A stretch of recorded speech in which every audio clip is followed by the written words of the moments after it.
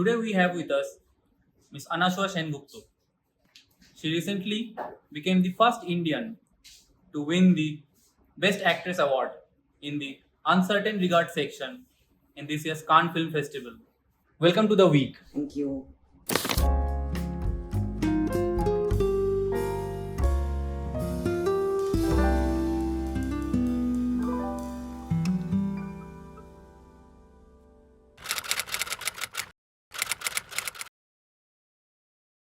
I mean, growing up in a very regular Bengali family, there is an encouragement and an inclination to the arts. I think whether it's school plays or even elocution or just the extracurricular and a sort of importance given to that. So, and then uh, even in university, I got even more active in the theatre scene in Calcutta at the time. With a lot of my friends, there was a theatre troupe at the time called Tin Can, and it was many of us actually, and it was through Tin Can actually that me and the five other friends, the six of us got cast in Madly Bangali, which was a film by Anil Dotto, which released in 2009. So technically, that is my debut as an actor. But I, side by side, had also started working behind the scenes already. As far back as 2008, I was the junior most person really in the team of an Indo-Australian feature film called The Waiting City. So I had acted in a film, and I had been the DA, the director's assistant in this other film. At which point, the 20-year-old me or the 21-year-old me, I kind of decided that that's enough ammo for me to then move to Bombay, because that's also what everyone does. So I was open with it, but I think I didn't obsess over it too much. And before I knew it, I suddenly found myself in the production design department or the art department.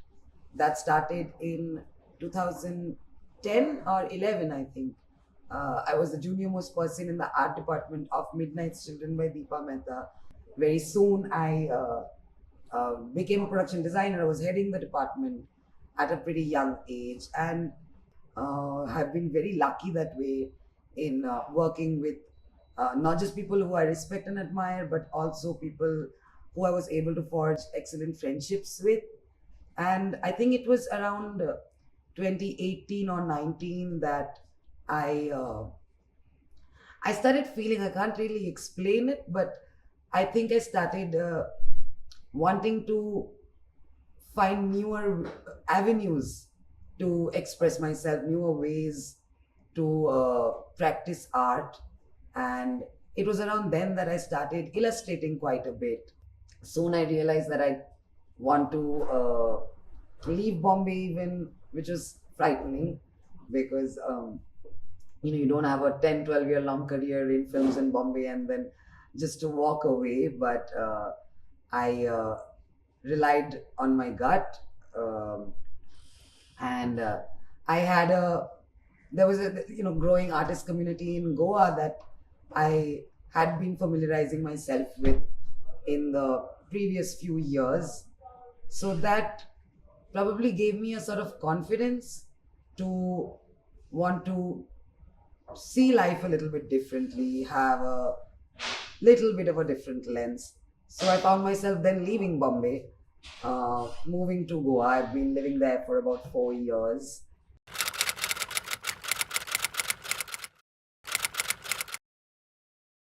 So that's a really fun story, because Constantine and I had been Facebook friends for a few years. I don't even know how many, but I know that he was on my Facebook, and we'd never met. We were friends because of common filmmaker friends from Calcutta, in fact. And I was familiar with his name because he liked almost all of the art that I kept posting, and I post a lot of art. And but that was the extent of our engagement, so to say. And sometime in 2020, I found a message from Constantine in my Facebook Messenger, and potentially wanting to cast me in the lead part in his film. And I'll have to be honest, it completely caught me off guard. I tried to convince him not to do this, but he insisted that I read the script, thank God.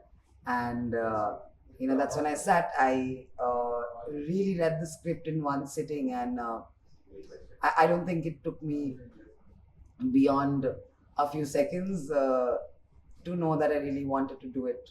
So yeah, that's the story of my casting.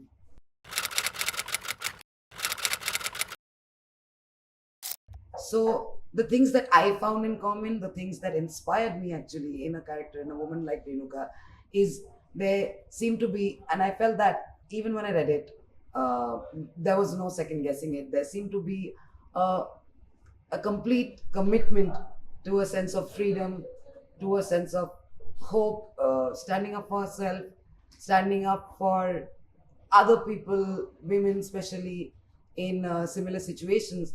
And that really spoke to me. I found even a common ground. I mean, our lives similar, not at all. Renuka is a complete lone wolf kind of a character, had a very difficult life, hardship after hardship, been a victim of so many circumstances.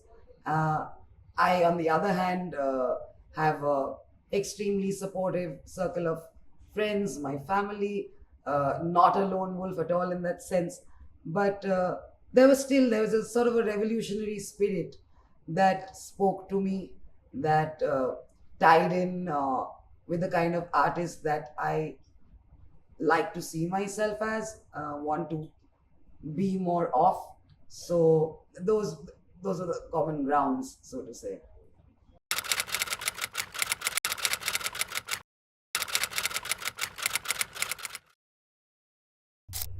There's there's so many, there's any uh, any community or any group of people that I would say are being denied their basic rights uh, to exist, to exist the way that they want, who are being denied freedom, who are mm, being oppressed really by uh, communities, other groups which are more powerful in number, in influence, in authority.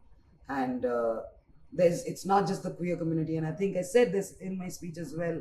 I dedicated it to queer communities all over the world and other marginalized communities. We are living in a time, strife with war. We have previously as well, but I think we are also at a time where, because of the way social media, where it's at, we're living with it daily.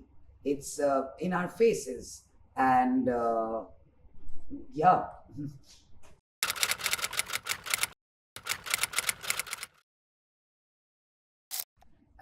So I mean, it's not even just because what is Bollywood really? I've lived in Bombay since I was 21 years old, and done a range of work. I don't even know what would strictly be considered Bollywood or a little bit outside of Bollywood. And I have actually loved my entire production design career, because it uh, I think what appealed to me most and what I learned most is you can't be a production designer alone. It's impossible. There is no way to deliver uh, your work as a production designer without uh, dozens and scores of people really that make up my team. And that for me personally has been one of the most valuable lessons in my life, even because it you work with a range of people. I work with so many uh, artisans and karigars, and there's carpenters, painters, electricians.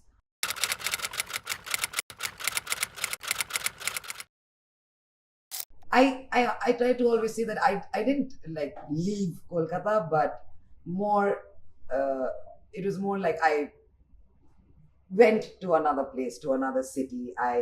It's a big, big world, and you want to see more and learn more and meet different kinds of people, not limit yourself. That's important to me. And I put in about 12 years in Bombay, and then I also left Bombay, but I still don't see it as leaving Bombay. It was more like uh, finding a newer pasture, finding a newer way to think, giving myself an environment where I can challenge myself differently. Because there's so many ways of thinking and looking at the world, and so many different lenses that we can have. So I don't think I left Kolkata or I left home, but I wanted to grow more, and I hopefully will keep growing and will keep going to more different places. And this is always home. This is where I'll always come back. This is where I'm deeply connected. My family is here.